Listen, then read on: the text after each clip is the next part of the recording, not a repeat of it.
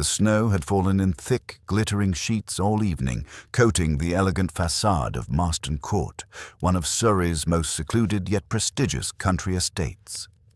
At precisely 8:12 p.m., as the grandfather clock in the great hall chimed with solemn regularity, a scream sliced through the warm glow of the Christmas Eve gathering. Guests dropped their champagne flutes. Servants froze mid-step. And at the center of the drawing room, beneath the towering emerald-green Christmas tree decorated with gold filigree ornaments, Lady Evelyn Marston, heiress, socialite, and reputedly one of the most charming women in London, fell to the polished floor, her eyes wide open in frozen disbelief. A single red ribbon from the tree lay beside her, its end oddly frayed, as though it had been ripped away in haste. At first, no one moved.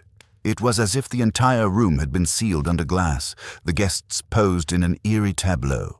Sir Andrew Marston, Evelyn's husband, stood pale and trembling near the marble fireplace. Dr. Leonard Graves, the family physician, had his hand halfway to his pocket. Margaret Lane, Evelyn's closest friend, clutched at her pearls, and Lionel Frost, a suave art dealer of questionable repute, backed against the window, his wineglass still in hand. Then the panic erupted. "Good heavens! Someone do something!" Margaret cried. "It's her heart. Surely it must be," Sir Andrew insisted before turning toward the doctor with desperate eyes. "Leonard, say something." Dr. Graves knelt beside the lifeless body, fingers shaking as he pressed them to her neck.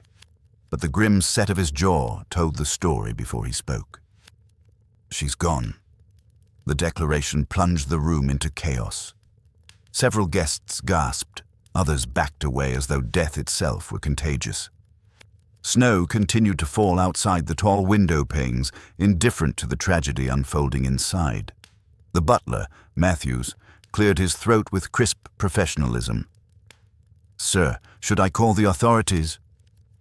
But before Sir Andrew could answer, a new voice emerged from behind the gathering, a voice composed, steady, unmistakably authoritative. "Before calling the police, I think it wise that everyone remain exactly where they are." All heads turned.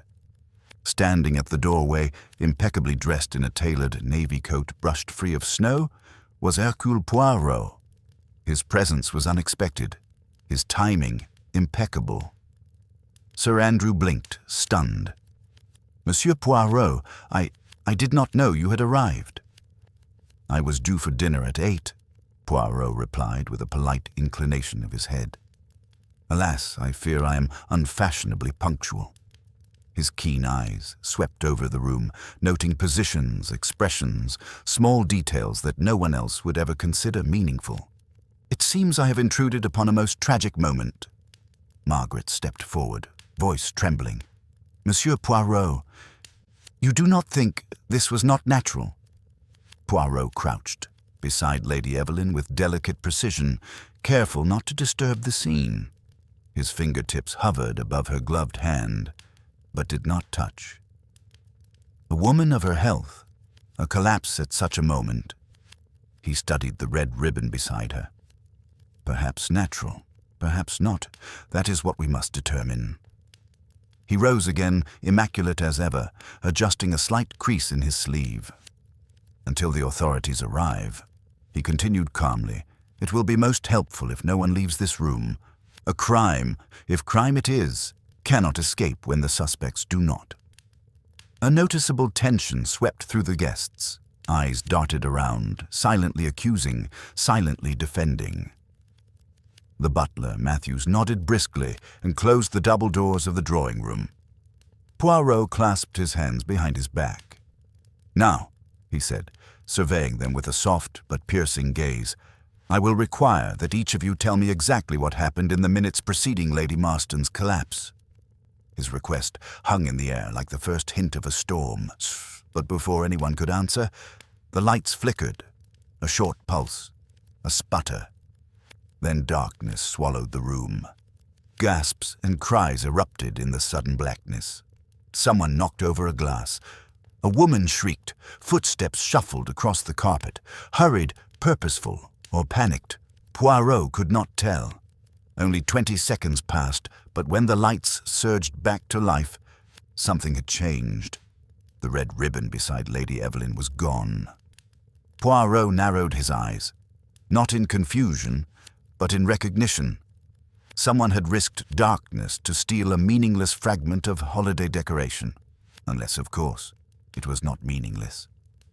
Poirot touched his mustache thoughtfully. "Mes amis," he said softly. "A most curious beginning. A death, a blackout, and a small object vanishing into the night. I fear we stand at the feet of something far more deliberate than an unfortunate collapse." Sir Andrew's face drained even paler. You think Evelyn was murdered?" Poirot tilted his head. "I think nothing yet, monsieur. But I observe, and what I observe tells me that someone in this room is very afraid." His sharp gaze drifted from face to face. The trembling friend, the nervous husband, the anxious doctor, the too calm art dealer. "And when people are afraid," Poirot murmured, "they make mistakes." Outside, the snow continued falling, silent, relentless, sealing the estate from the world. No one would leave Marston Court tonight, not until the truth emerged, and to the misfortune of at least one person in that room. Hercule Poirot had already noticed the first detail that did not belong. The drawing-room of Marston Court had regained its deceptive calm. The chandelier cast a warm, golden glow over velvet drapes and polished mahogany, yet the atmosphere was taut, dense with fear, curiosity, and the quiet dread that accompanies an unexpected death. Poirot moved with his customary deliberation to the center of the room. "Now that the lights have so obligingly returned," he said, "I suggest we begin." Sir Andrew, his hands trembling despite his attempts at composure, approached Poirot first. "Please understand, Monsieur Poirot. Evelyn was healthy. Perfectly healthy. If you believe foul play is involved, then we must get to the bottom of it." Poirot gave a gentle, almost pitying smile. "Be assured, monsieur, I intend nothing less." He gestured toward a set of armchairs arranged near the fireplace. "Shall we sit? Fear does not diminish the truth, but comfort sometimes encourages it." The guests obeyed reluctantly. Sir Andrew and Margaret Lane sat together. Lionel Frost took a seat apart from the rest, swirling the last of his wine. Dr. Graves stood near the window as though contemplating escape. Poirot remained standing. "I would like to hear," he began, "each of your recollections of the last 10 minutes before Lady Marston collapsed. One at a time, if you please. We will begin with the one closest to her, Monsieur Frost." Lionel Frost raised an eyebrow, more amused than intimidated. He placed the empty glass on a side table. "Very well. I was by the tree," he said smoothly, "admiring the decorations. I do think Lady Marston had exquisite taste, especially these gold ornaments." His voice had a subtle charm, practiced and moderated. "I heard her laugh at something Sir Andrew said. Then she stopped mid-sentence and, well, you saw what happened. But you did not rush to her," Poirot pointed out. Frost shrugged lightly. "I do not pretend to be a doctor. I knew Graves would handle it." But the lights went out. Poirot continued quietly. "And in that darkness, monsieur, you moved." A flicker, almost imperceptible, crossed Frost's face. "Everyone moved." "No," Poirot said, tilting his head. "Not everyone. Some froze, others cried out, but someone—" He paused as eyes widened across the room. "Took the red ribbon from beside the body. Did you, monsieur?" Frost's smile returned, sharper. "If I intended to steal something, I assure you it would not be a scrap of ribbon." Poirot stored the response away. "We shall see," he nodded politely. "Merci. You may sit back." He turned next to Margaret Lane, who was twisting her pearl necklace so tightly it seemed moments from snapping. "Madame Lane," Poirot said gently, "you were speaking to Lady Marston shortly before her collapse." Margaret swallowed. "Yes, she was." She was her usual self, laughing, smiling. Nothing seemed wrong. And then, suddenly, "You were very close friends." "For years," she replied, though her voice trembled more than grief alone might justify. "Evelyn trusted me." Poirot's eyes softened. "Then perhaps you can tell me this. Did Lady Marston appear troubled in recent days?" "Preoccupied." "Concerned?" Margaret hesitated. The pearls twisted again. "I don't know," she said too quickly. "Maybe a little tired with all the holiday planning." Poirot waited. His silence was a pressure, a gentle but unyielding force. Margaret exhaled shakily. "Fine. She mentioned she was keeping something from Andrew, something she needed to take care of after Christmas. But she didn't say what." Sir Andrew's head snapped toward her. "Why didn't you tell me this?" Margaret's face twisted with guilt. "Because she asked me not to." Poirot's eyes gleamed. Secrets. They were beginning to spill. "Thank you, madame," he said. "Your loyalty is admirable, but secrets often cast long shadows." He moved next to Dr. Leonard Graves, still lingering by the window. "Doctor, you knew Lady Marston well." "I was her physician," Graves replied stiffly. "Nothing more." "Physicians often know more than most," Poirot murmured.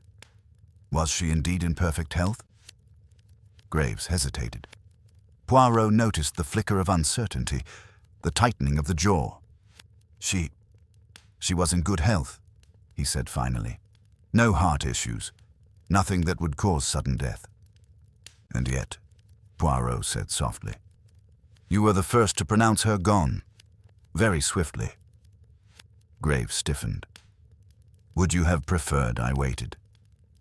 Poirot inspected the man's stiff shoulders, the resting of one hand always near his pocket. A strange anxiety. "Tell me, doctor," he said. "During the blackout, where were you?" Graves swallowed. "I stood still. I didn't move an inch." Poirot's eyebrows lifted. "An admirable feat, given the chaos." "I am not prone to panic," the doctor said coolly. Poirot's mustache twitched. A lie, or something else? He turned finally to Sir Andrew Marston. "Now, monsieur," Poirot said, "you were speaking to your wife moments before her death, yes?" Sir Andrew nodded slowly. "We were discussing the guest list, that's all." Poirot's voice became soft, almost conversational. "And what were the words you said that made her laugh?" Sir Andrew's face paled further. I don't remember." Poirot watched him closely. The man's hands were trembling again. His eyes darted toward the covered body, then away. "You were married for 8 years," Poirot continued.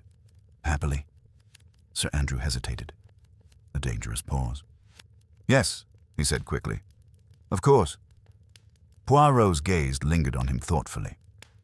"Tell me, monsieur," he said, "this secret that Lady Marston was keeping from you, you know nothing of it?" Sir Andrew's breath faltered. "No, nothing." But the tone of his voice said otherwise. Poirot clasped his hands behind his back, pacing in a small circle. He spoke again, projecting his voice for the entire room. "In every crime, whether of theft or murder, the psychology is the key. People lie, even in grief. They hide things, even when the truth is simple, and they betray themselves in small ways, tiny details." He stopped walking, and I saw one such detail tonight. The room froze. No one dared breathe. "But," Poirot said lightly, "it is too soon to reveal it." A collective, uneasy sigh passed among the guests. "At this moment," Poirot continued, "I ask only one question of you all." He leaned forward, his voice low, precise, slicing through the silence like a razor. "During the darkness, who touched Lady Marston's body?" A cold, tense silence. Then, one voice. "I did." The confession came from someone no one expected. The room erupted in whispers. Eyes widened. Poirot did not blink, only watched, the slightest spark of interest flickering at the corner of his eyes. "Ah," he murmured. "So the game begins." The air inside the drawing room tightened, as though every molecule paused in astonishment. Poirot turned his head slightly, his expression a mask of serene curiosity. "Repeat that, if you please," he said gently. The confession had come from Margaret Lane, Evelyn's closest friend. Her hands were clasped tightly together, fingers trembling as though she were holding on to something far heavier than guilt. "I said I touched her," Margaret whispered. "During the blackout." Sir Andrew stared at her, aghast. "Margaret, why on earth?" She swallowed hard, voice quivering. Because I thought she might still be alive. When everything went dark, I panicked. I reached for her hand to see if she moved, but then the lights came back and I didn't know how to explain it." Poirot stepped closer, his gaze gentle but probing. "Madame, why did you not say so earlier?" Margaret's eyes filled with tears. "Because it looked suspicious, and I knew it would." Poirot regarded her for a moment. His voice, when he spoke again, was soft as falling snow. "Suspicion often falls on those who love the deepest. But tell me, did you take the ribbon?" Margaret looked genuinely stunned. "The ribbon? Of course not." Poirot nodded slowly. "And yet, madame, someone did. We must not forget that." Lionel Frost leaned back in his chair, crossing his legs. "This is absurd," he drawled. "All this over a piece of ribbon? Perhaps it simply fell somewhere." Poirot turned toward him. "Ah, but Monsieur Frost, if it had fallen, I would have seen it. I have very good eyes, especially for, how do you say, the disorder." He tapped the side of his temple. "And a ribbon torn in haste is disorder." Dr. Graves shifted uncomfortably near the window. "Is it truly necessary to scrutinize every detail? Evelyn's death could still be natural." "Could it?" Poirot asked softly. "Then why did you hesitate when I asked whether she was truly healthy?" Graves stiffened. "Because you asked, suddenly. I was taken aback." Poirot murmured, but did not push the point. Instead, he turned to Margaret again. "Madame Lane, what did you feel when you touched Lady Marston?" Margaret blinked, confused. "Feel? Yes. The hand of the dead. It is cold, stiffening perhaps. But the hand of the dying is neither." She hesitated. I don't know. It was so quick. I only brushed her fingers." Poirot's eyes flickered with thought. "And did you notice the ribbon then?" "No," she whispered. "I didn't even realize it was gone." Poirot stepped back. "Very well, madame. You may sit." As Margaret sank into a chair, Poirot crossed the room with short, precise steps. He tapped a finger against his lips, muttering softly in French. Sir Andrew approached him cautiously. "Monsieur Poirot, surely she meant no harm." Poirot turned. "Perhaps, but she is not the only one whose behavior raises questions." His eyes swept the room, pausing briefly on each face. "There is a contradiction somewhere. It is small, tiny even. But it exists." Sir Andrew frowned. "What contradiction?" Poirot's voice grew thoughtful. "Someone claimed not to move during the blackout. Someone else claimed that they did." "Everyone moved," Frost said lightly. "It was chaos." "No," Poirot corrected. "Only a few moved. The rest froze. I heard the distinction. 2 sets of steps. No more." The room went deathly quiet. Poirot continued, "And yet Dr. Graves says he did not move at all." Graves stiffened. "I didn't." Poirot studied him carefully. "But then, Doctor, why is the cuff of your sleeve dusted with pine needles from the Christmas tree?" A ripple of shock spread through the guests. The doctor recoiled slightly, instinctively glancing at his sleeve where a faint dusting of green clung to the fabric. I must have brushed against the tree earlier," he stammered. "Earlier?" Poirot echoed. "And yet I watched you upon my arrival. You stood far from the tree. You never approached it." Graves opened his mouth, closed it again. Poirot did not press the accusation, but the implication settled heavily in the air. Sir Andrew ran a hand through his hair, pacing. "This is insane. Leonard, if you touched her too?" "I did not," Graves snapped. "I merely, perhaps, I stumbled in the dark." Poirot turned to him gently. "But you just said you did not move." The doctor's face blanched. I must have been confused." Poirot tilted his head, watching the man crumble under the weight of his own contradictions. "Confusion in small matters often points to clarity in darker ones," Poirot said softly. Lionel Frost spoke again, his tone smooth as silk. "Well, if we're pointing fingers, perhaps the good doctor simply wished to check her pulse again. It would be within his profession." Poirot's expression remained unreadable. "It is possible." But his tone made it clear that possibility did not equal belief. Poirot clasped his hands behind his back. "Mes amis," he said, "every one of you has secrets. I do not judge you for them, but secrets have shadows, and they fall differently depending on the source." He walked slowly toward the fireplace. "One of you fears being suspected. One fears the truth being exposed. One fears the loss of reputation. Another fears, how do you say, the collapse of a very delicate arrangement." Sir Andrew stiffened at this. Poirot continued, "And one among you fears only that they were not careful enough." His eyes swept the room again. "That is the person I must watch." The guests shifted uneasily.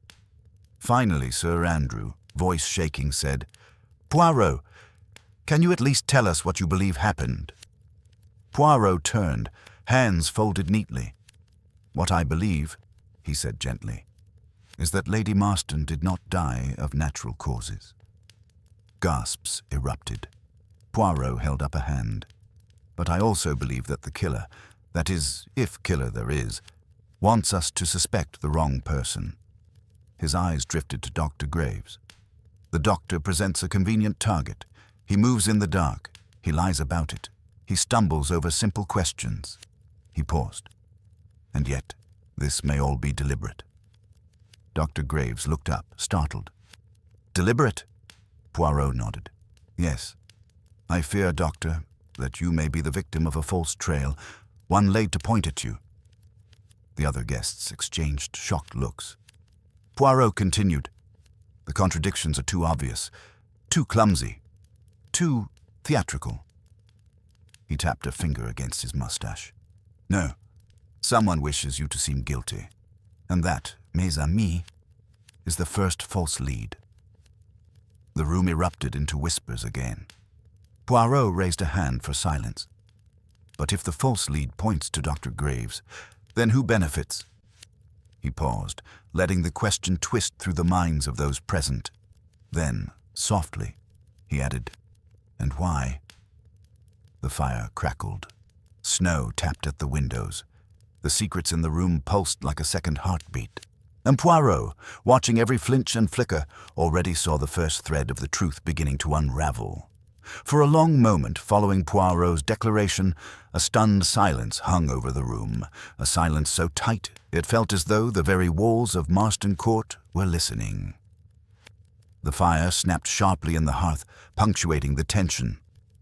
Poirot allowed that silence to expand. He stood completely still, hands folded, gaze sweeping from one suspect to another. He wasn't simply observing their faces, he was watching their reactions to each other. Who looked relieved? Who looked terrified? Who looked calculating? "Now, mes amis," Poirot said softly, "we shall begin a new phase of our conversation, the one where the truth, how do you say, begins to blush." Lionel Frost let out a short, uneasy chuckle. "Is that a Belgian expression, Monsieur Poirot?" Poirot's moustache twitched. "Non, monsieur. It is a universal truth. A lie is like a shy child. It blushes, it trembles, it hides, and eventually it reveals itself." He turned toward Margaret Lane first. "The test of friendship." "Madame," Poirot said, You cared deeply for Lady Marston. To lose a friend, it wounds the heart. But grief can also loosen the tongue. Tell me, was there anyone here tonight whom Evelyn feared? Margaret's face twisted with sudden conflict. Feared? No, she didn't fear anyone. Poirot stepped closer, even the one she said she was keeping something from. Margaret froze. Sir Andrew's eyes snapped toward her again. Is this true? She feared me. Margaret's voice trembled. That's not what I said. Poirot observed the exchange carefully. Margaret looked torn, not simply between truth and deceit, but between loyalty and danger. Madame, Poirot said, his tone gentle but firm, you must speak plainly. Silence in cases like this serves only the guilty. A tear slid down Margaret's cheek. Evelyn wasn't afraid of Andrew, she whispered. She was afraid of the consequences if he found out what she was hiding. Sir Andrew stepped forward. And what was she hiding? But Margaret pressed her lips shut. She had said too much already. Poirot nodded slowly. Très bien. You have given us enough for now. He shifted his attention. The doctor, under pressure. Dr. Graves, Poirot said, your movements during the blackout, and afterward, trouble me. Graves bristled. I explain myself. No, Poirot replied calmly. You offered excuses, not explanations. He stepped closer, lowering his voice so that the doctor alone could hear. A man confident in his innocence does not fear the truth. Graves swallowed hard. Poirot straightened again.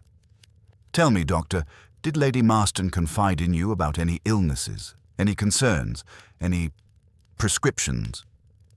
Graves hesitated a fraction too long. Poirot's eyes sharpened. The truth, if you please. Graves exhaled shakily. Fine. Evelyn came to me last week. She was anxious, nervous. She asked for something to help her sleep. Sir Andrew turned sharply. Why didn't she tell me that? Because she asked for discretion, Graves shot back. She said she didn't want to worry you, that's all. Poirot tilted his head. Did you give her anything? Yes, a mild sedative. His voice hardened. But it wouldn't kill her. Poirot raised an eyebrow, unless combined with something else. Graves blinked.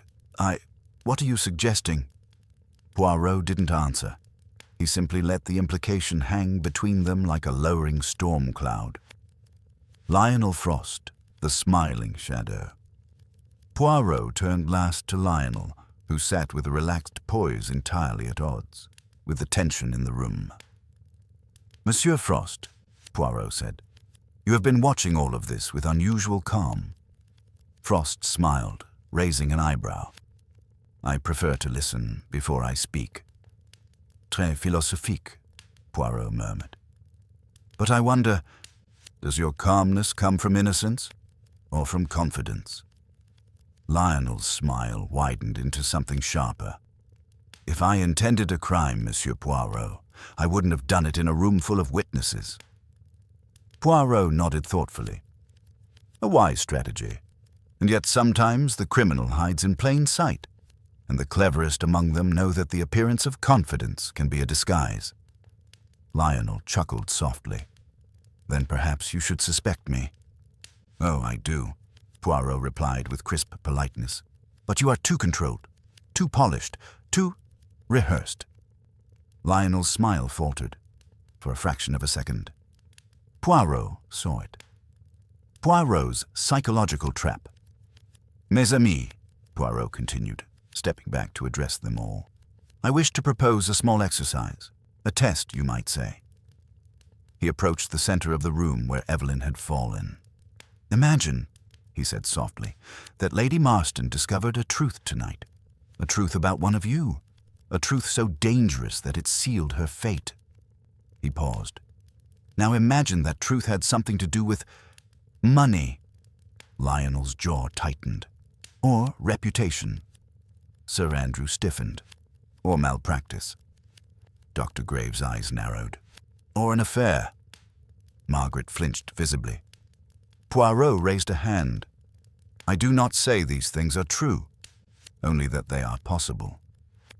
Then he lowered his voice to a whisper, "And the one who fears this scenario most is the one who committed a terrible act." The room erupted in subtle reactions, gasps, sharp inhales, darting eyes. Margaret covered her mouth. Dr. Graves stepped backward. Sir Andrew clenched his fists. Lionel Frost merely watched Poirot intently. Poirot smiled slightly. Merci. He had seen everything he needed to. An unexpected interruption. Before he could press further, the butler Matthews re-entered the room, visibly shaken. "Sir, Monsieur Poirot, I must interrupt." Poirot turned calmly. "Yes, Matthews?" The butler swallowed hard. "Lady Marston's study, it's been ransacked." A ripple of shock passed through the room. Poirot's eyes flashed with sudden intensity. "Ransacked?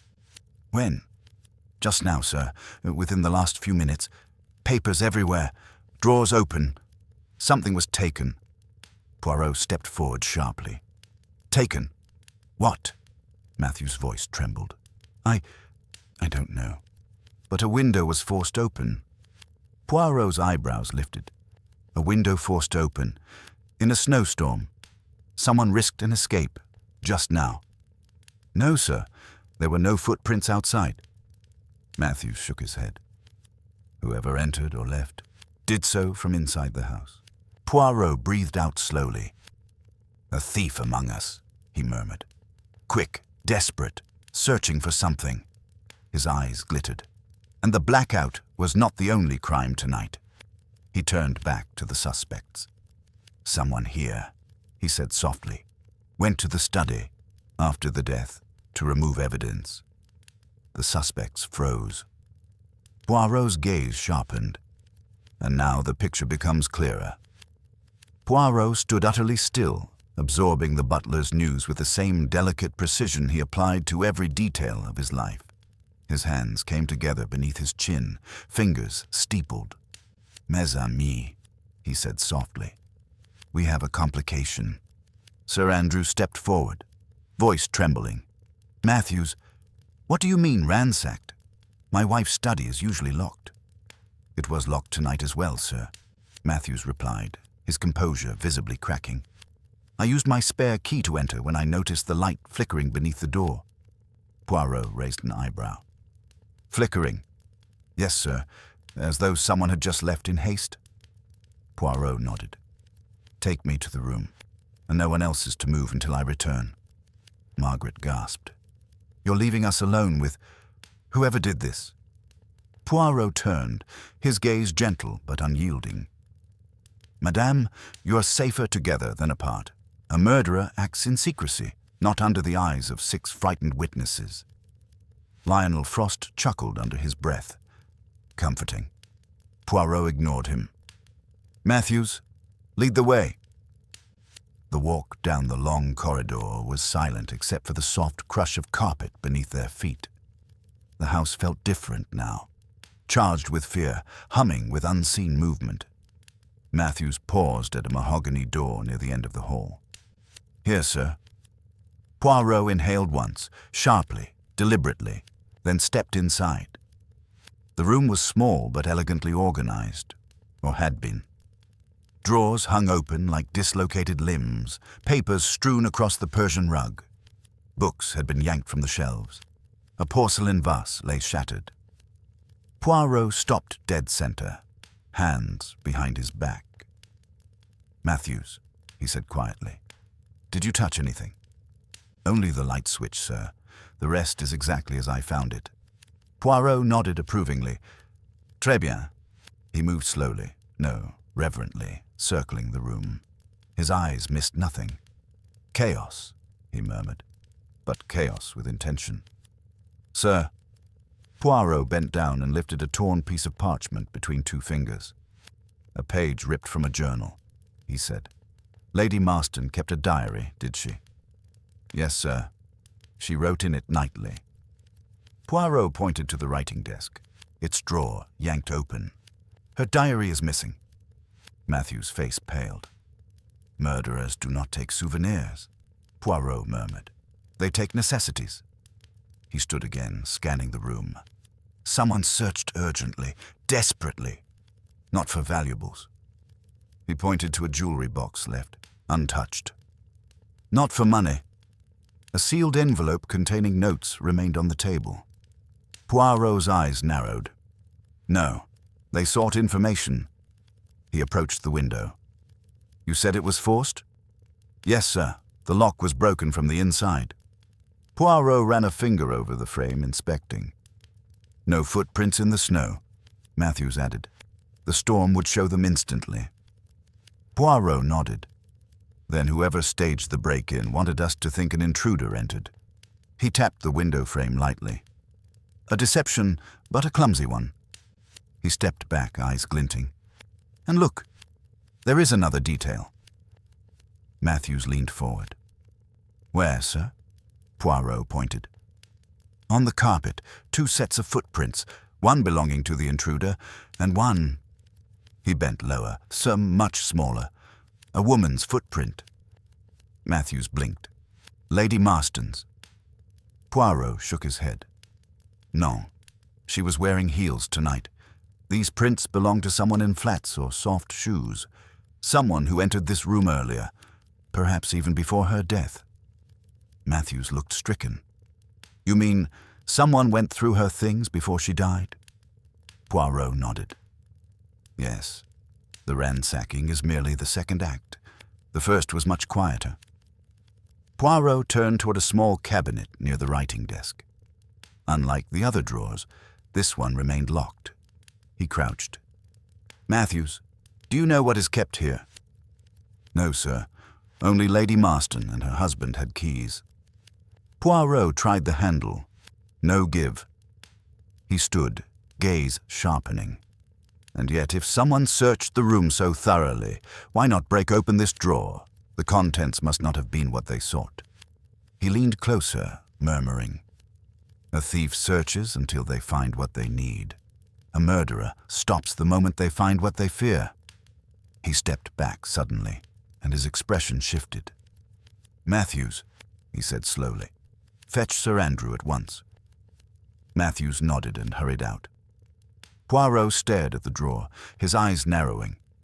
Something about it tickled at the edges of his mind. The drawer is locked. The study was ransacked. The diary is missing. And, Poirot touched the wood lightly, the lock had scratch marks. Fresh ones. Someone had tried to force it, but stopped. Pourquoi? Poirot whispered. Why begin and not finish?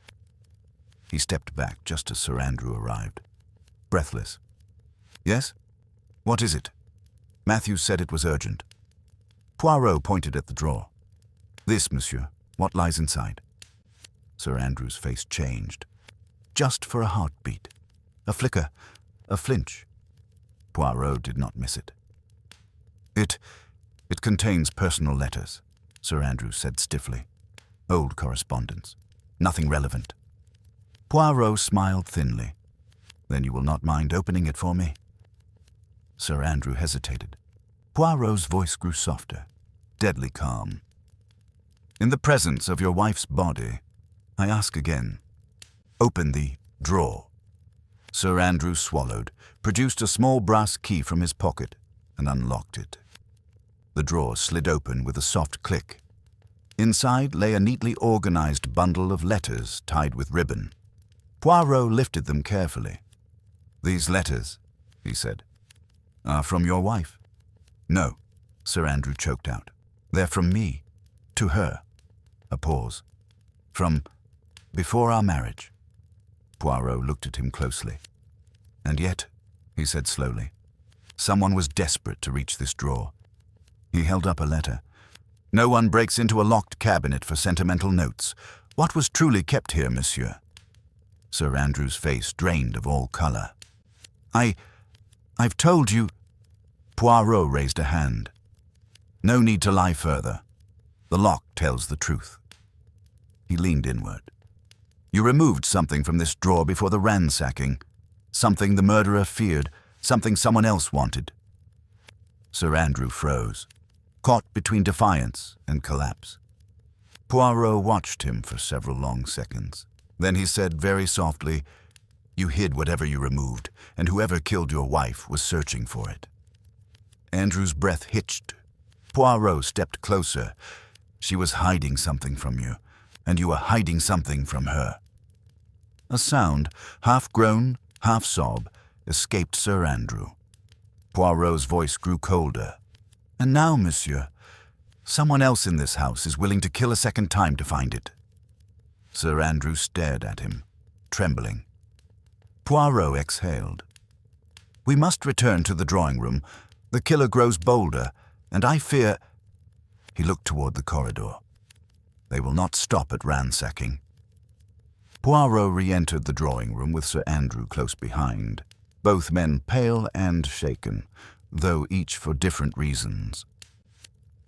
The suspects looked up sharply as they returned, as though the walls themselves had whispered rumors of what had transpired in the study. Poirot closed the doors behind him. "Mes amis," he said softly, "we must discuss what has just transpired." Lionel Frost leaned forward in his chair with a fox-like smile. "So, what was taken? Something incriminating, no doubt." Poirot regarded him coolly. "Incriminating, yes, but perhaps not in the way you imagine." Margaret clutched her pearls. "Poirot, what did you find?" "Evidence of intrusion," he replied. "That much is certain. But what is more interesting is what I did not find." Dr. Graves frowned. "What do you mean?" Poirot paced slowly, his hands clasped behind him. "A diary. Lady Marston's journal. Missing." Margaret gasped. "Her diary? But Evelyn wrote in it constantly." "Yes," Poirot said. "The thoughts of a woman are far more dangerous than her possessions. Someone wished to silence those thoughts." Lionel smirked. "Or perhaps she wished to protect her privacy." Poirot glanced at him. "Privacy is not protected by ransacking one's own study."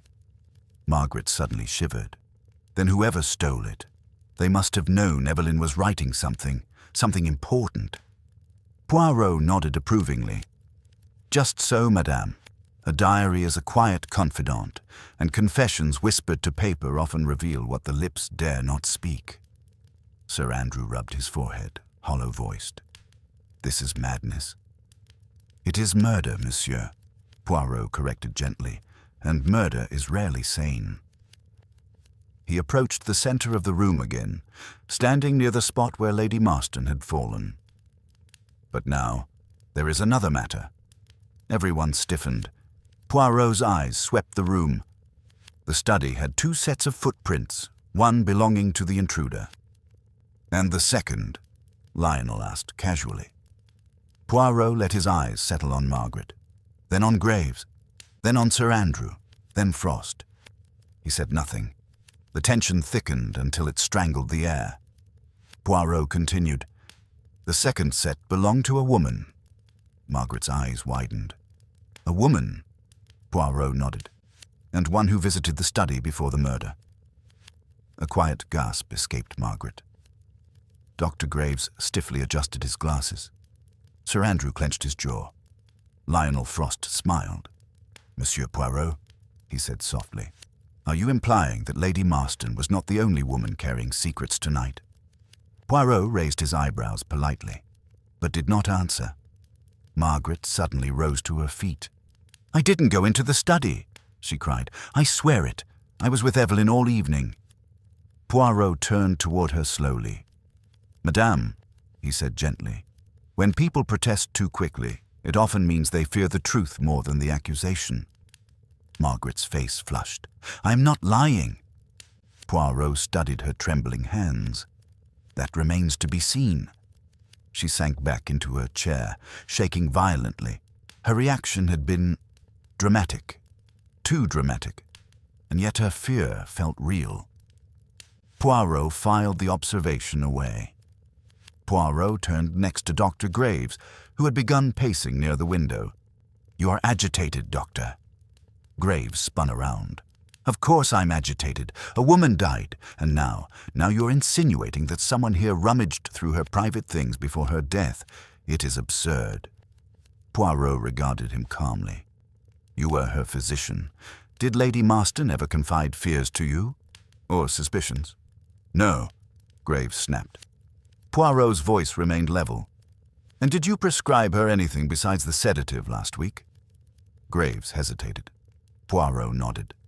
"I see." His silence was a needle. Graves could not bear it. "She asked for an anti-anxiety medication. I told her it was unnecessary. She insisted."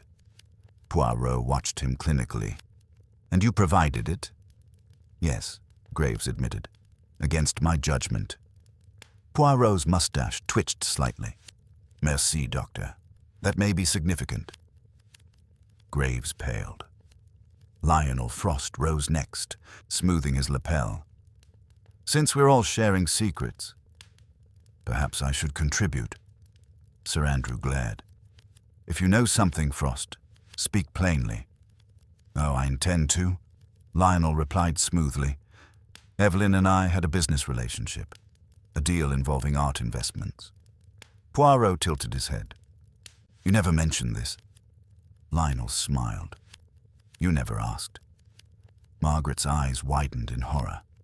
"Evelyn never told me." "She wouldn't," Lionel said. "It involved a rather large sum of money." Sir Andrew's face reddened. "How large?" Lionel met his gaze coolly.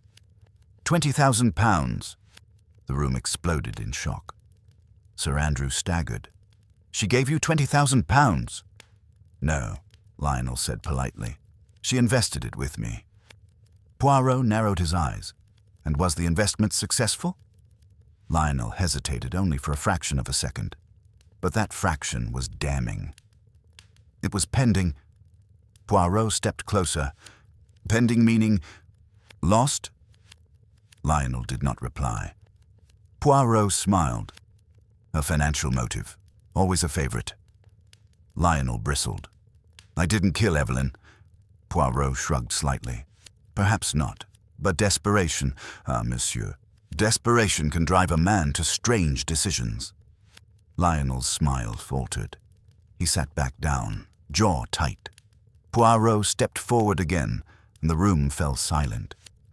"There was one more detail in the study," he said softly.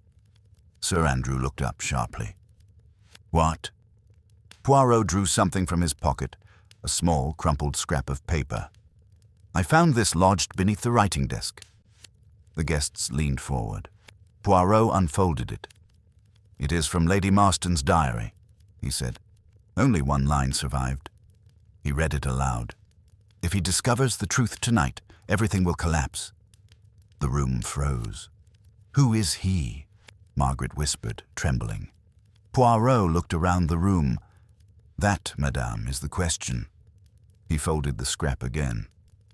"But someone feared that Lady Marston left behind her truth, and they ransacked the study to find it." He placed the scrap in his pocket. "And now," he said quietly, "the killer will grow desperate, more dangerous." Something thumped lightly against the window. Poirot turned sharply. A shadow moved outside. Quick, darting, impossible. But the snowstorm made visibility nearly zero. Poirot's voice dropped to a whisper. "Someone is trying to flee, or to strike again." Sir Andrew gasped. "You mean—" Poirot lifted a hand. "Mes amis, no one leaves this room, not even for a moment." His gaze darkened. "For I fear the second crime has already begun." The storm outside roared louder than before, beating against the windows as though the night itself was trying to claw its way in. The guests huddled together in the drawing room, their eyes darting from door to door, from shadow to shadow, as Poirot stood, watch like a silent sentinel. He lifted a hand for calm. "Mes amis," he said softly, "a killer grows bold when cornered. But boldness makes them careless." Lionel Frost leaned back smugly. "If someone here intends to strike again, let them try. We are 6 against 1. Poirot shook his head. Non, monsieur, you are six against yourselves. Before anyone could ponder the remark, there came a sound, soft but unmistakable, echoing from somewhere deeper in the house. A thud. Not loud, but heavy. A body hitting wood? A door closing quickly? A foot slipping? Poirot's head snapped up instantly. "Remain here," he said sharply. "Do not move." Sir Andrew protested. "Poirot, we cannot." "Remain here." His voice brokered no argument. He moved swiftly into the hallway, his polished shoes whispering across the carpet. The corridor was dimly lit now, the sconces flickering under the strain of the storm. He paused, listening. Another sound reached him, a faint groan. Poirot moved faster, reaching the bend of the corridor, and there, near the foot of the staircase, lay a shape slumped against the wall. Mon Dieu! He hurried forward. It was Dr. Leonard Graves. His face was pale, pinched with pain. Blood trickled at his temple. His breathing was shallow. Poirot knelt beside him. "Doctor, can you hear me?" Graves' eyes fluttered open. Poirot, he whispered weakly. Poirot examined the wound. "You have been struck. From behind, I believe." Graves shuddered. I went to fetch something from my bag. Someone was there. I couldn't see." Poirot's voice remained calm, but inside, the pieces shifted. "Can you identify who attacked you?" Graves' lips moved. A silhouette. Tall. Fast. I tried to, but..." His voice dissolved into a faint, rattling exhale. Not dead, but certainly meant to be silenced. Poirot rose, eyes blazing with realization. "Enough," he murmured. "The killer has made a mistake. A second crime, committed in haste, reveals more than the first." He looked toward the staircase. Someone had followed Graves. Someone who feared he knew too much, or might reveal something at the wrong moment. Poirot returned to the drawing room swiftly. The moment he entered, Margaret sprang to her feet. "Poirot, what happened? What was that noise?" Poirot raised a hand. "Dr. Graves has been attacked." Gasps erupted. Sir Andrew staggered backward. Lionel's cool expression flickered at last. Margaret covered her mouth. No, not Leonard too," she whispered. Poirot moved to the center of the room again. "This proves one thing. The killer grows desperate. They fear discovery, and so they attempted to kill the doctor, perhaps believing he could reveal their identity." Lionel scoffed. "Or perhaps Graves was staging a scene." Poirot shook his head. "The wound is genuine, and the blow required strength." Sir Andrew spoke through trembling lips. "Who did it?" Poirot did not answer. Instead, he turned slowly toward Margaret Lane. "Madame, would you step forward?" Margaret froze. "Me? Why?" Poirot gestured. "Please." She moved reluctantly. Terror etched into her features. Poirot's voice softened. "You have been hiding something all evening. You tremble when someone mentions the study. Your eyes dart when lies are spoken. And when I said the second set of footprints belonged to a woman, you panicked." I didn't," Margaret cried. Poirot stepped closer. "Madame, did you go to the study before Lady Marston died?" Margaret burst into tears. "I didn't hurt her. I swear it. I only went to check something." Poirot nodded gently. "Yes. Something that Evelyn told you. Something she said she kept in the study." Margaret's sobs deepened. She told me she had written something down. Something she needed to show someone. I thought maybe it was about me." Poirot continued softly. "About what, madame?" Margaret buried her face in her hands. "About Andrew." Sir Andrew stiffened. "What?" Margaret sobbed harder. "Evelyn suspected he was lying to her, hiding something. She said she needed proof before confronting him. I went to find out. I thought perhaps she had misunderstood." Poirot watched her carefully. "You searched the study before the murder, quietly, carefully. You did not ransack it, and you found nothing. Margaret nodded helplessly. Nothing, and I was relieved. I thought Evelyn's fears were unfounded. Poirot leaned closer. But you did not kill her. Margaret looked up, shocked and desperate. No, I loved her like a sister. Poirot nodded once. I know. Sir Andrew exhaled shakily, unable to speak. Poirot returned to the fireplace, standing where Evelyn had collapsed. Mes amis, he said slowly, we are missing one crucial element. A small detail, easily overlooked, yet vital. He lifted something from the mantelpiece, a gold ornament from the Christmas tree. He held it between his fingers. This ornament, he said quietly, was not where it should have been. Lionel frowned. What are you talking about? It's just a decoration. Poirot smiled faintly. Is it? Or is it something more? He held it up. It is polished, too polished, as though it were handled recently. Wiped clean. Used. Sir Andrew blinked. Used? How? Poirot turned it in the light. Because there is a faint indentation here, as though someone tied something around it. Margaret gasped. The ribbon! Poirot bowed his head slightly. Yes, madame, the red ribbon, torn from the tree, was tied to this ornament at some point tonight. Lionel scoffed, but there was unease now. What does that matter? Poirot looked at the ornament with reverence. It matters, monsieur, because Lady Marston was holding this ornament when she died. The room froze. Poirot continued, the ribbon was not on the floor by accident. It was torn from her hand, and in the darkness, the killer took it because it revealed one truth. He placed the ornament on the table. Lady Marston did not collapse suddenly. She struggled. She seized this ornament as she fell, and the murderer tore the ribbon from her grip. Sir Andrew stepped forward. But that means... Poirot raised a finger. It means Lady Marston recognized her attacker. Gasps erupted. And in that final moment, he said softly, she tried to leave a clue, a small, symbolic clue, something personal, something meaningful. His eyes swept each suspect. The ornament belonged to only one person in this room. He paused, and the ribbon, torn away, belonged to the same. Every face blanched. Poirot nodded slowly. I know the killer.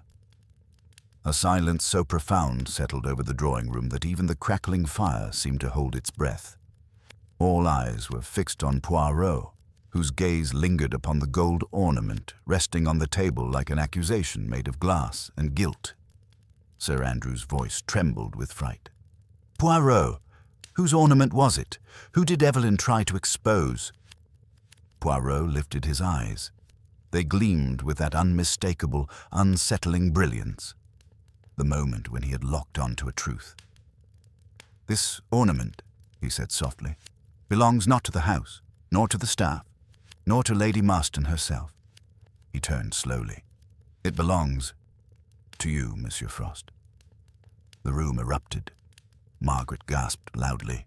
Sir Andrew recoiled. Dr. Graves, still pale and trembling after his attack, stared hollow-eyed. Lionel Frost, however, remained curiously motionless, as though frozen in place. Poirot stepped forward, voice calm but steely. Lionel Frost, art dealer, investor, man of smooth words and confident charm, a man who would not hesitate to make a profit, even in morally grey circumstances. Lionel smiled faintly. I do love hearing how you view me, Monsieur Poirot. It's like listening to a critic review a painting. Poirot ignored the quip. You told us earlier that you were admiring the ornaments on the tree, but this specific ornament, a rare Venetian hand-blown bauble, was not in its original place tonight. Poirot pointed. It was found near Lady Marston's hand. Lionel shrugged lightly. Perhaps she grabbed it as she fell. Poirot's mustache quivered. With the ribbon tied to it? No, monsieur. The ribbon had been tied around this ornament before Lady Marston fell. Lionel blinked slowly. Poirot continued. And the ribbon was torn away. Why? Because Lady Marston tried to leave a clue. She grabbed the ornament not by chance, but because she recognized it. It was yours, a gift you brought tonight. Sir Andrew stared. A gift. Lionel exhaled carefully, his mask cracking just a fraction. A small Christmas token, nothing more. Poirot nodded. Indeed. You gave it to her privately, and she tied the ribbon to it, perhaps as a mark to remember something you told her, or something you showed her. He turned to the guests. Lady Marston discovered that her investment with Lionel Frost was not pending, as he said, but lost, entirely. Lionel stiffened. She confronted him, perhaps gently, perhaps sharply. Perhaps she threatened to reveal the truth to her husband. Poirot's voice grew quiet. And in that moment, monsieur, you saw your reputation crumble, your business failure exposed, your lies laid bare.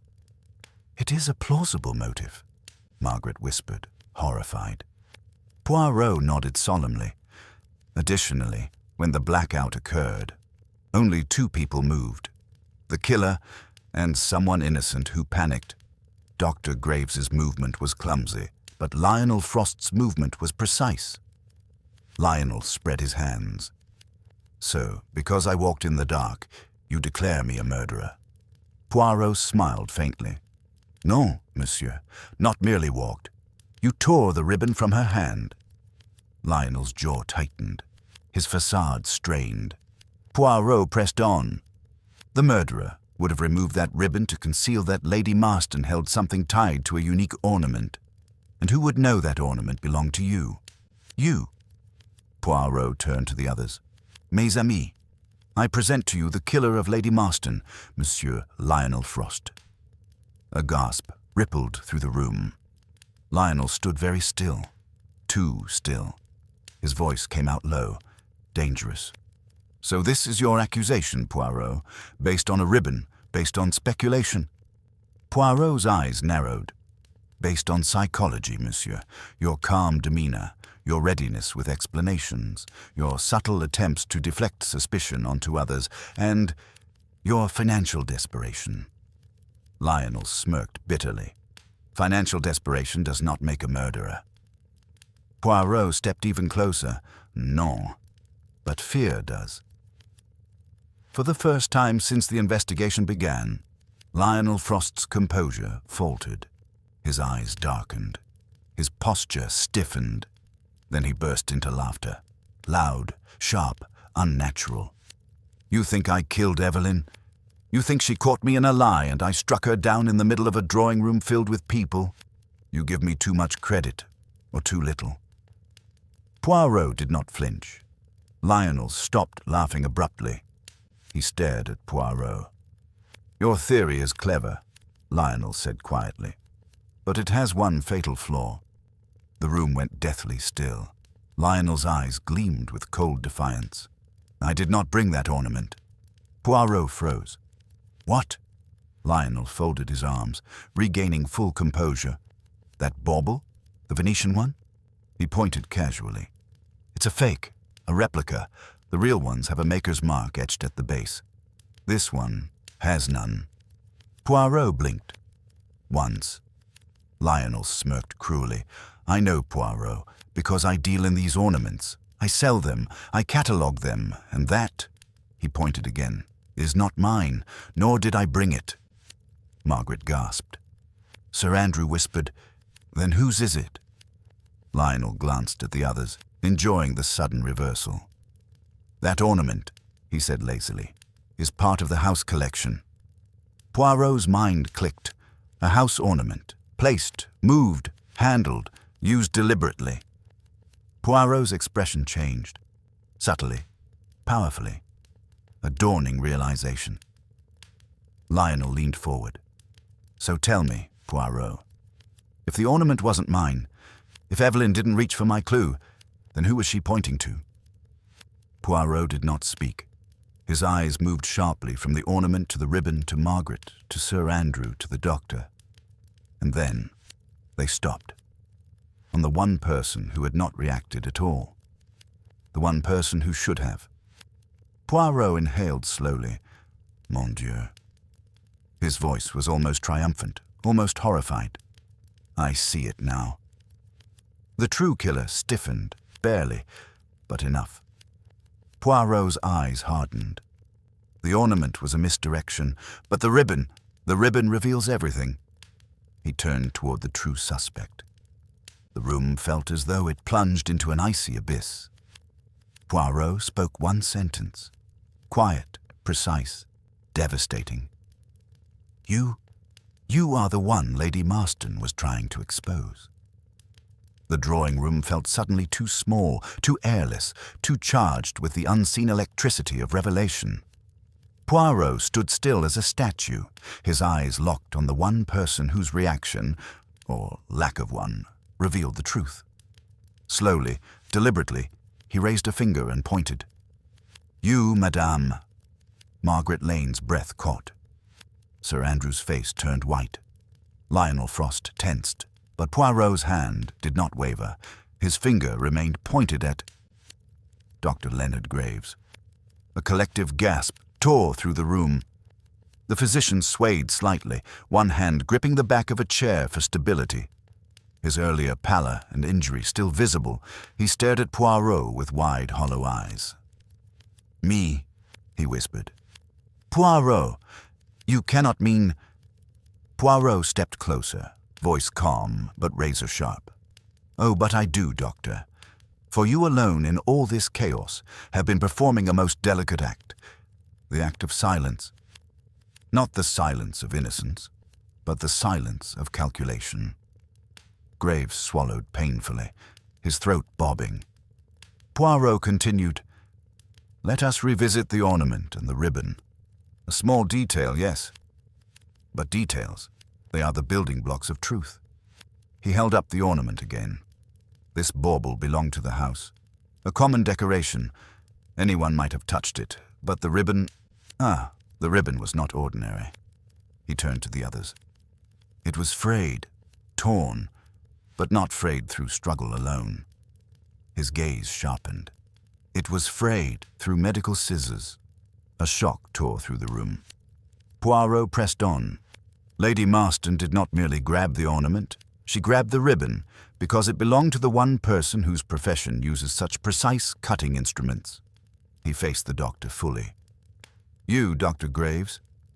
Graves blinked rapidly, shaking his head weakly. That is absurd. Many objects can tear a ribbon, but only medical shears. Poirot interrupted softly. Cut at that particular angle. I recognized the pattern instantly. He held up the ribbon end again, drawing gasps. It was cut, cleanly on one side, frayed on the other. She tried to grip it, you tried to pull it away, and in the struggle, she tore the ornament free from the tree. A stunned quiet. Poirot stepped back, hands clasped behind him. But that is not all. Sir Andrew, pale and trembling, managed to speak. Leonard, why? Why would you hurt Evelyn? Graves looked down, his voice small. I didn't. I swear. Poirot silenced him with a raised hand. You have lied throughout the evening, Doctor. Lies wrapped in half-truths, and the greatest lie was about your relationship with Lady Marston. Margaret stared. Relationship? Poirot sighed softly. Not romantic, but deeply personal. He approached Graves slowly, every step measured. You told us she came to you for anxiety, but you did not tell us why. Graves flinched. Poirot continued gently, almost sadly. She discovered something, did she not? Something devastating, something that placed you in grave danger. Graves said nothing. Poirot turned to the others. Lady Marston discovered that Dr. Graves was prescribing medication under false names and funneling those prescriptions through the estate staff. Sir Andrew's eyes widened in horror. Leonard, is that true? Graves' voice cracked. It wasn't what you think. Poirot nodded softly. A controlled substance, perhaps.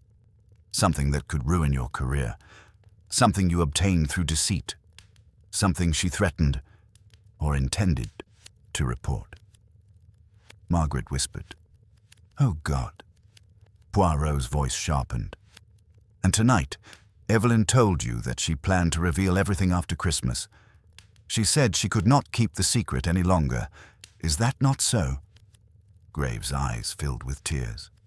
She told me she wanted me to stop, he whispered. She said she had proof. Proof in her diary, in her notes. Poirot nodded gently. And so you killed her. Graves hugged himself, shaking violently. No, he gasped. No, I didn't want. Poirot stepped closer. She confronted you by the Christmas tree. You panicked. Perhaps you injected her with something, a subtle, fast-acting drug. Something untraceable. Something only a physician would possess.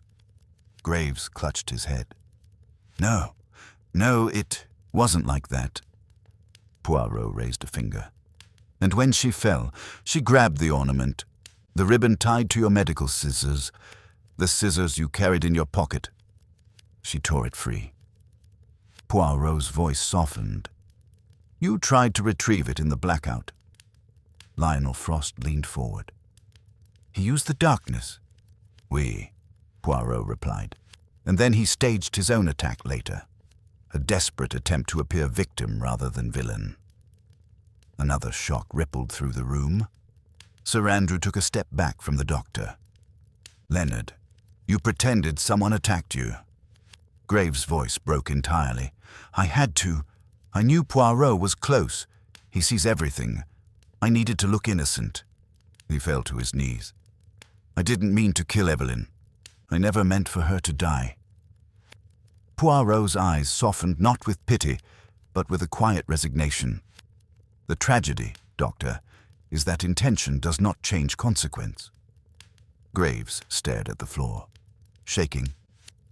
Margaret cried softly. Sir Andrew sank into a chair. Lionel watched with a complex expression, a blend of relief and something colder. Poirot stepped back and addressed them all. You see, mes amis, the ornament was indeed a misdirection, but not a deliberate one. Lady Marston tried to leave a clue. Not to the object, but to the person who held the ribbon. He lifted the ribbon piece one last time. A ribbon from the doctor's medical bag, torn away during her struggle. Graves sobbed into his hands. Poirot gave a long, solemn sigh. It is time. He walked to the center of the room. Mes amis, the moment has come for the final gathering. His eyes swept each face. Bring everyone, all suspects, all evidence. This case is ready for its denouement. The guests of Marston Court gathered in the great hall, summoned by Poirot's calm yet unyielding command. Snow lashed against the tall windows, patches of frost forming like ghostly fingerprints across the glass. The lamps flickered, but inside the hall, all eyes focused on the small, impeccably dressed Belgian detective standing at the center. Poirot waited until the murmurs died. Mes amis, he said softly, this evening has brought us tragedy, confusion, fear, and deception. But now we bring order. We restore symmetry to chaos. Sir Andrew sat rigid, hands clenched on his knees. Margaret dabbed tears from her eyes. Lionel Frost lounged in his chair, tense despite his casual facade. Dr. Graves, pale as paper, sat between two chairs, guarded closely by Matthews the butler. Poirot began. Let us revisit the chain of events. Lady Marston did not die of natural causes, Poirot said. Nor did she die from poison administered in her wine or food. No. He lifted a small silver object from his pocket. A hypodermic needle, empty. Margaret gasped. You found that in the study? Poirot nodded. Dropped, carelessly. A fatal error. Only one person here had access to this item, or reason to carry it. His eyes flicked to Dr. Graves. The doctor administered a fast-acting paralytic. Not enough to kill instantly. Evelyn was strong, but enough to cause collapse. The struggle at the tree made her grip the ornament. The ribbon tied to medical scissors was in your pocket. Graves covered his face. I didn't mean... I only wanted to frighten her, stop her from exposing me. Poirot's moustache twitched sadly. But you are a doctor, monsieur. You above all should understand the danger of even the smallest dose. It was reckless and deadly. Poirot paced slowly. You feared she still lived, and so, in the blackout, which you yourself engineered by tampering with the fuse minutes earlier, you attempted to retrieve the ribbon clue. He turned sharply. But someone else moved in the darkness as well. Margaret stiffened. Me, she whispered. Poirot smiled gently. Oui, madame. You panicked and reached for her hand. You meant no harm, but the killer used your movement as cover. He gestured to the others.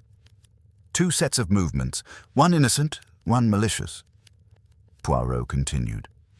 Later, in desperation, when you realized I suspected you, you struck yourself against the wall and feigned an attack. Sir Andrew looked horrified. Leonard, how could you? Graves broke into silent tears. I was desperate. I knew Poirot was close. I thought if I looked like a victim. Poirot lifted a hand. A murderer often tries to appear helpless, but the angle of the wound, the height of the blood smear, and the lack of any signs of struggle revealed the truth. He paused. But there is one last layer. One more deception. The room froze. Poirot turned to Sir Andrew. Monsieur, you have your own secret. Sir Andrew's face turned pale. I don't know what you mean. Poirot raised a letter, taken from the locked drawer. This letter, monsieur, was not written by you to your wife. It was written by your wife to you. Sir Andrew blinked. But Poirot cut him off. You said you kept only your letters in that drawer. A lie. You removed something before we entered. But you overlooked one page wedged at the back. He read aloud. Andrew, after Christmas I must tell you what I discovered. I hoped it wasn't true, but I cannot pretend any longer. Sir Andrew's shoulders slumped. Margaret stared in horror. Andrew, what was she talking about? Poirot continued gently. Lady Marston had discovered that you had financial troubles. Serious ones, hidden ones, and that you intended to ask her for a large sum of money. Sir Andrew buried his face in his hands. And you feared she would refuse? Poirot's tone softened. But you did not kill her. You are guilty only of cowardice, not murder. Sir Andrew looked up, with watery eyes. Then what was she going to tell me? Poirot breathed out.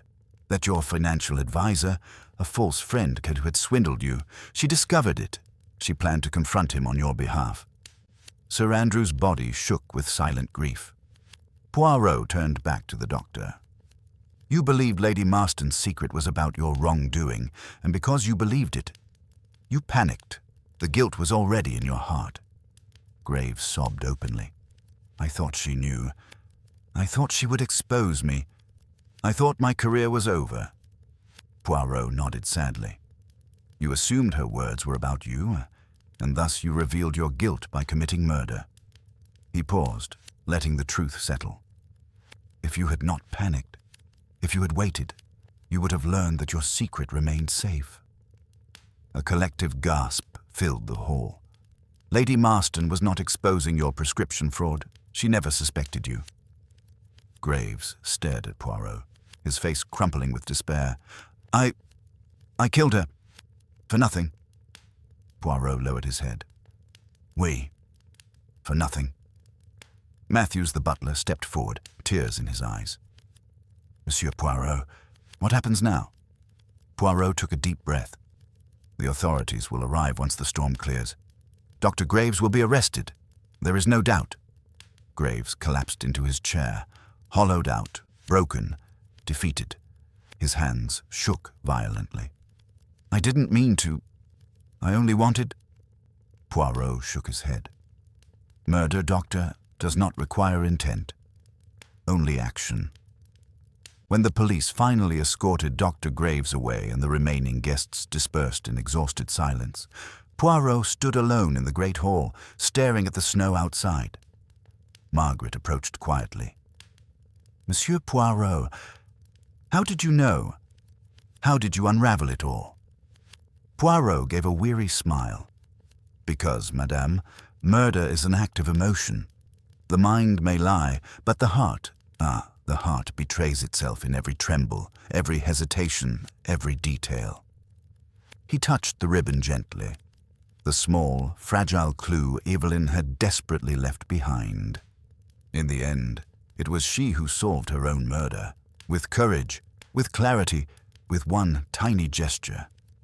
He placed the ribbon back into his pocket. Order, madame, always triumphs over chaos. It is the way of the world. Margaret nodded tearfully. Poirot adjusted his cuffs, stepped into the drifting snow outside, and whispered to the night, "Even in death, Lady Marston, you used your little grey cells well." With that, Hercule Poirot walked away, immaculate, composed, and correct as always, leaving behind a house forever changed.